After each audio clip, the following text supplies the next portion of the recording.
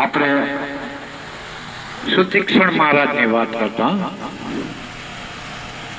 કે રામ પ્રેમી સુતીક્ષણ ભગવાન રામ ફરતા ફરતા ફરતા ફરતા સુતીક્ષણના આશ્રમે ગયા. એની ઝૂંપડી ગયા હતા. સુતીક્ષણ ધ્યાનમાં બેઠેલા. ધ્યાનમાં રામ લક્ષ્મણ અને જાનકી જઈને ઉભા રહ્યા. પણ આને ધ્યાનમાંથી છોડવો કેમ? ભગવાન રામની મૂર્તિ ધ્યાનમાં લઈને પોતે હસે, આનંદમાં હોય. આંખ બંધ હોય તો એ પોતે આમ મનમાં હસે ભગવાનની મૂર્તિ જોઈ. એટલે ભગવાન રામે વિચાર્યું કે આને ધ્યાનમાંથી જગાડાય નહીં, કારણ કે મારું ધ્યાન કરે. તો હવે હું એને સાક્ષાત આવ્યો છું, તો હવે એને દર્શન તો દેવા પડે. ધ્યાનમાંથી જગાડાય નહીં અને એને દર્શન દીધા વગર આમ અહીંથી મારે પગલું પડાય નહીં. એટલે ભગવાને એક એવી યુક્તિ કરી. કેવી યુક્તિ કરી? જે એના ધ્યાનની માલપા રામ રૂપ જે દેખાતું, રામ રૂપ, એને બદલીમાં ભગવાને એવી યુક્તિ કરીને કે વિષ્ણુ સ્વરૂપ ચતુર્ભુજ, ચાર ભુજા વાળા શંખ ગદા પદ્મ ધારણ કરી ભગવાનનું રૂપ આવી ગયું. ભગવાન વિષ્ણુનું ધ્યાન અને સુતીક્ષણ અકળાયા. કેવા અકળાયા કે ક્યાં ગયું મારા રામનું રૂપ, ક્યાં ગયું મારા રામનું રૂપ, એમ કઈ નાખ્યું. ભૂલી એ રામ પ્રેમી હતા. તો રામ રૂપના એ પાલન પાન કરતો અને દર્શન કરતો હતો. ભગવાને યુક્તિ કરી ચતુર્ભુજ સ્વરૂપ દેખાડ્યું ને, તો પોતે સમાધિમાંથી જાગૃત થઈ ગયું. આમ જ્યાં આંખ ઉઘાડી તો સામે રામ લક્ષ્મણ અને સીતા જાનકી માતા ઉપાસ દોડી દંડવત પ્રણામ કરી. તેમ લાકડી પડે ને એને દંડવત કહેવાય. હા, આમ ઢીસણિયા થઈ પછી લાંબા હાથ કરી એને દંડવત ન કહેવાય. દંડ એટલે લાકડી. આમ લાકડી ઉભી રાખી મૂકી દો પડે ને એમ આખું શરીર પડી જાય ભગવાનના શરણમાં, ગુરુના શરણમાં. એને દંડવત પ્રણામ કહેવાય.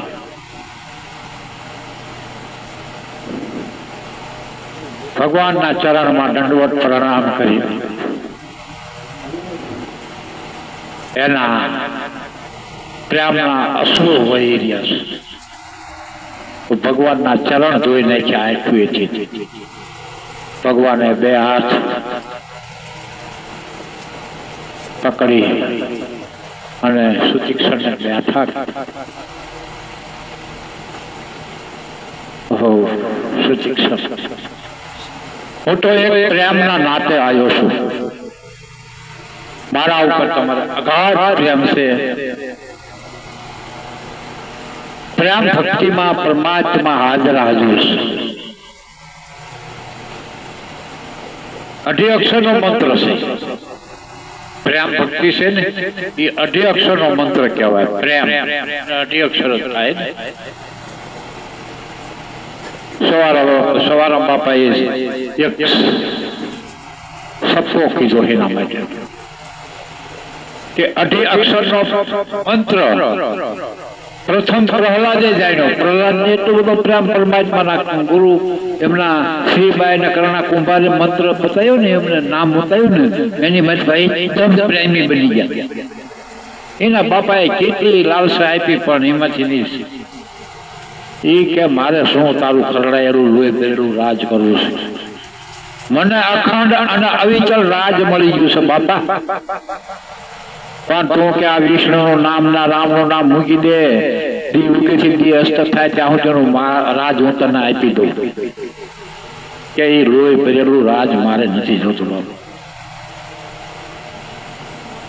અઢી અક્ષરનો મંત્ર પ્રથમ પ્રહલાદે જાણ્યો. તારા દે રોહિદાસ રાજા હરિચંદ્ર લખાય. પાંડવ 5 સતી દ્રૌપદીએ માન્યો. કાળી થયા 2 હાલ તો પૂરો ન પણ માન્યો. ગોઠિયું થઈ ગુરુતાન ન ગણી લાભ કે હાણો. મીરા મનમાં મુસ્કાય ખડક રાણાએ તાણ્યો.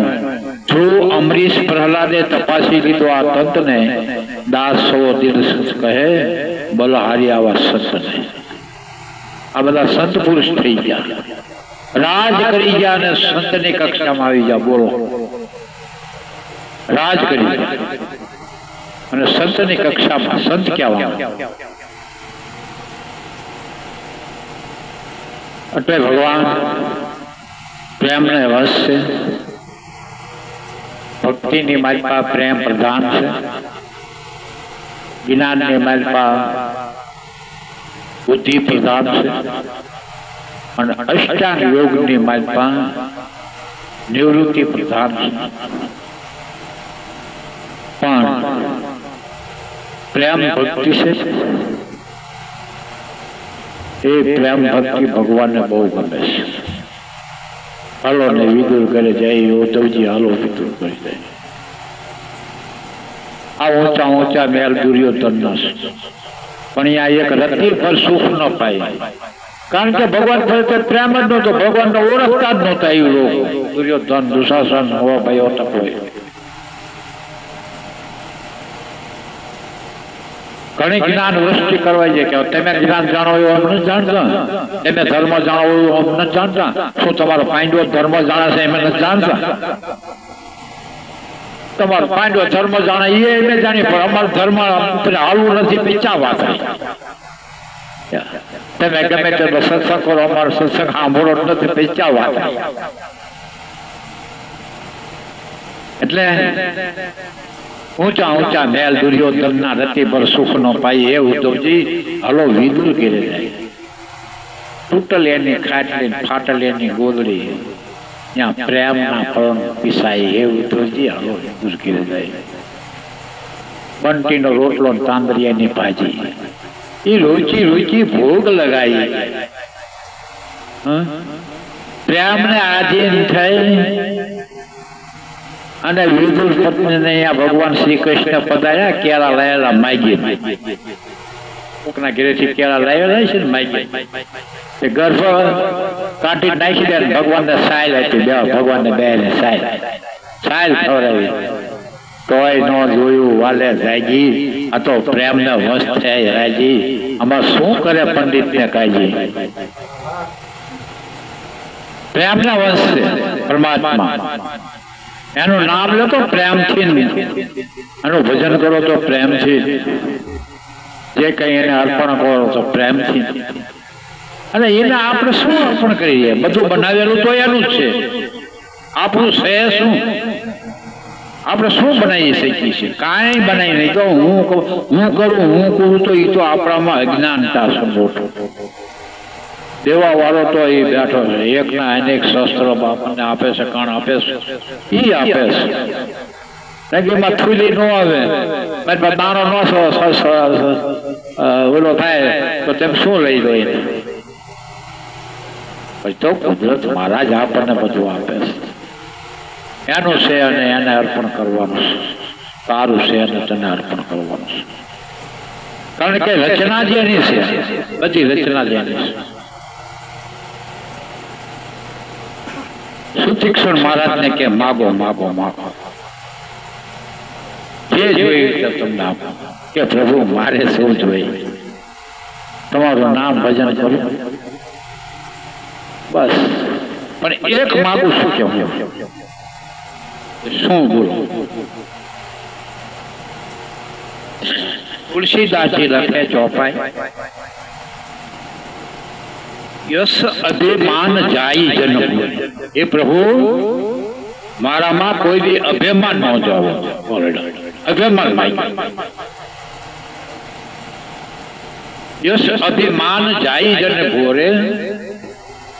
मैं सेवक रघुपति पति मोरे हूँ रघुपति राम नो सेवक छू अने रघुपति राम मारा स्वामी से आओ मारा में अभिमान कोई जावो न जोईए अने हाचो अभिमान कहेवाय ने जागर से कि आ मारा गुरु से हूँ मारा गुरु नो बाळक छू एना वचन पर विश्वास राखी अने ई जे कहे ई मारू छे मारे नेवी आपे ई खावू छे ना राखे अहींया रहेवुं छे तन मन धन गुरु आगे धरे एवी रीते भक्ति ने वरे पछी थई जाय संतनो दास सोहम राम कटोकट में वास सो अंशो में गयो से भળી अभी तो मात्र गई से बળી कोई एविता न रहे पछी थई गयो एकाएक नहीं व्यवहारी नहीं ते भेक नहीं पुरुष नहीं नारी या पुरुष नहीं नारी नहीं ई भूमिका ऊपर नहीं पुरुष नहीं नारी सोहम राम सदाय ब्रह्मचारी पण गुरु वचने जो वर्ते नीत तो सेला डचका सुधी तूटे नहीं प्रीत हाँ बापा सेला डचका सुधी प्रीत तूटे नहीं परमात्मा नो भजन करवाथी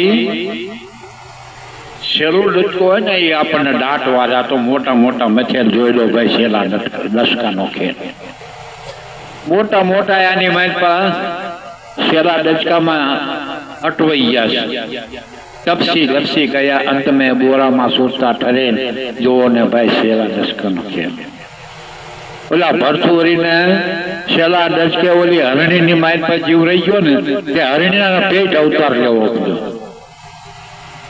पण गर्भ में इने खबर पड़ी गई कि मैं मारथी खोटू छुं कारण के वासना एमां रही गई એટલે આશા અહીંયા વાસ્યા સેલા ડચકા આપણને જ્યાં આશા રહી જાય ને ત્યાં જ વાસો આપણો થાય આશા અહીંયા વાસા ફાફાથી પાસા પાસા હતા એની પાસા એટલે સેલા ડચકે પ્રીત તૂટે નહીં એના માટેથી પરમાત્માનું અને સદગુરુ મહારાજનું ભજન હંમેશા નિભાવ્યું कर बंदगी सतगुरु नी तो निर्भय हो जाए तो भय तारो मटी जाए सेला डचका नो ते अने सेला डचके तारे सतगुरु ना शरण में जावू पड़े कोई पण 84 जीव में न जावू पड़े ने के आपणे एने एम न मानता आपणे एम नथी मानवानुं के आपणे पादराज मनुष्य उतराया ना आ जेटला जीव से 84 ना जीव से ने एटली मायू करी करी मान मान मनुष्य अवतार मळ्यो थोड़ी घणी मायू नथी करी बापू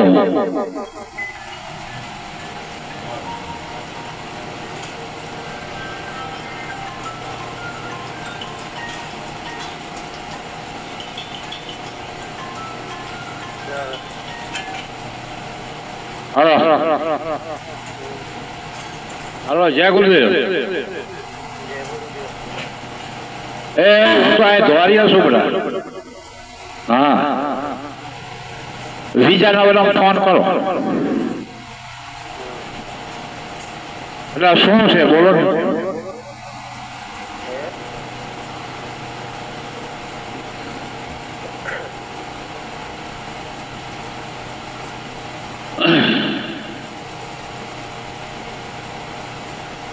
₹84 लाख अवनिमा भटकी भटकी भटकी भटकी ना जीव